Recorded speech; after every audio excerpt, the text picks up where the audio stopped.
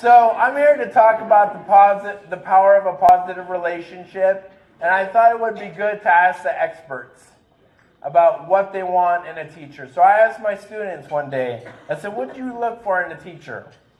They said they want a teacher that is kind, a teacher that is funny, a teacher that teaches them what they need to know, someone who is smart, and a teacher with hair.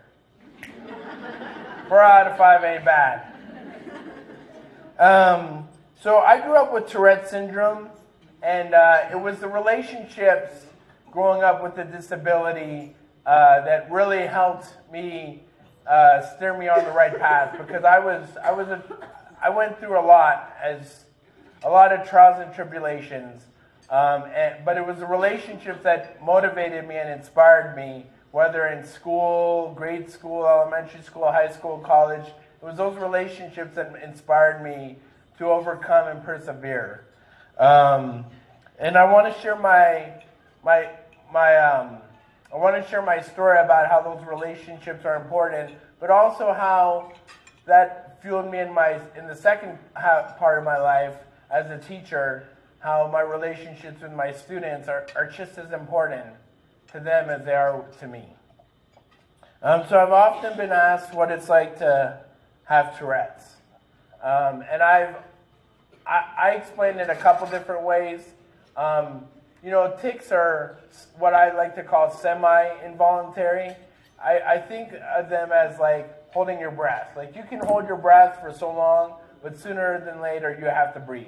And that's kind of like what it is fighting a tic. Another analogy I've heard is that it's like trying to stave off itching a mosquito bite. It just takes so much concentration and such willpower. Yeah, there are things that I can do when I'm really focused and not tic, but it takes a lot of concentration and a lot of willpower. So my first tic I had was when I was about 7 years old, in about 1983. So I just dated myself there.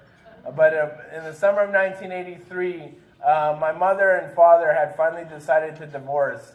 My mother was schizophrenic, and she had actually had periods in time. I think when I was about 4 years old, she took me and my brother and ran off with us to a battered women's shelter in London, Ontario in Canada. Thankfully, my dad was persistent enough. He hired a private investigator and found us. And they were able to reconcile. But in 1983, it hit the end of the road. And my mother just kind of went off the deep end. And during that time is when I had what I remember as my first tic. And so this is a poem I wrote recently. It's not in my book, but it's going to hopefully make it to my second book. This is called My First Tourette. I was 7 years old the summer my mother and father had decided to divorce. It had been weeks since I'd seen my father, but my mother had promised me I would go to camp instead. One day, she had me hop in the back seat of the car with a spiral notebook and an already gassed bottle of Pepsi. Are we going to camp today? I'll take you tomorrow. That night, we went to a diner in Mineola, sat down and ordered 2 sodas and 2 burgers. But 3 minutes after the waitress left, my mother hooked me by the arm and headed for the door. But I'm hungry. Your father is watching us. Can I say hi to him? The prayer pavement was par with my running to stay with my mother's pull. He's watching. The next day, we got in the car again, passing many of the same corners, stop signs, and songs on the radio. Are you taking me to camp today? Tomorrow. She ended up taking us to the emergency room. Why are we here? Because we're sick. What's wrong with us? We're allergic to dust. The nurse took my blood pressure. It's normal. And when she checked my ears, I told her my teacher said I have a hearing problem. The nurse jotted some notes down and said the doctor would be with us shortly. I sat there, drawing in my notebook, on a chair that felt like its legs were moving. After 3 minutes, my mother took me by the arm again. Why are we leaving? Because we're sick. The next day we drove again.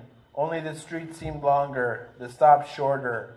My mother marrying cigarette after cigarette, playing tag with turning the windshield wipers on, off, on again, searching for the kind of God she wanted, and the admission of a hurt carved from when she met my father at 17, after she'd run away from the nuns in the convent who'd fostered her after she found her mother dead in the bathtub.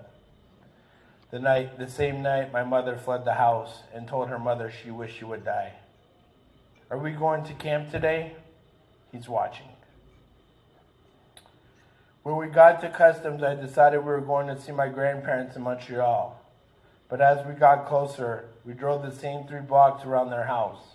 My mother always slowing down near the dépanneur, looking as though she recognized someone in the windows. We did that drive for hours.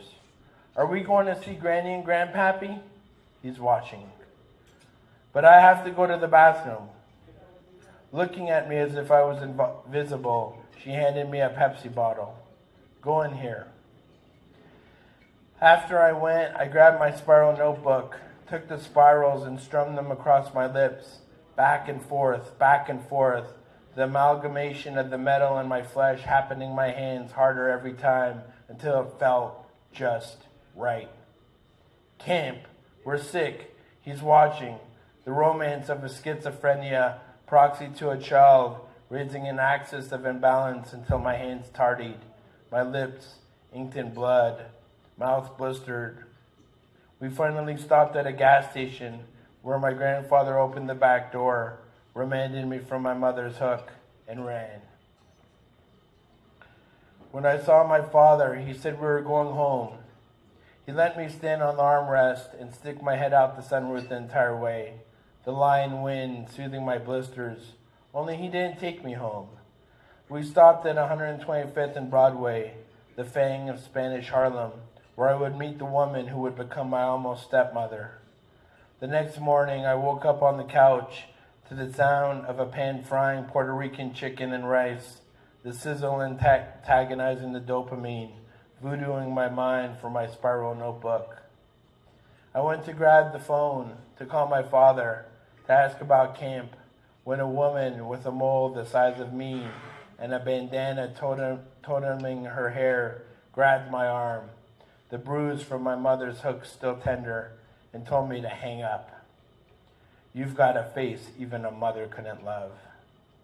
I gagged what tears were left, except the one that rolled down my face and hit the last blister yet to scab. I named that one Mommy.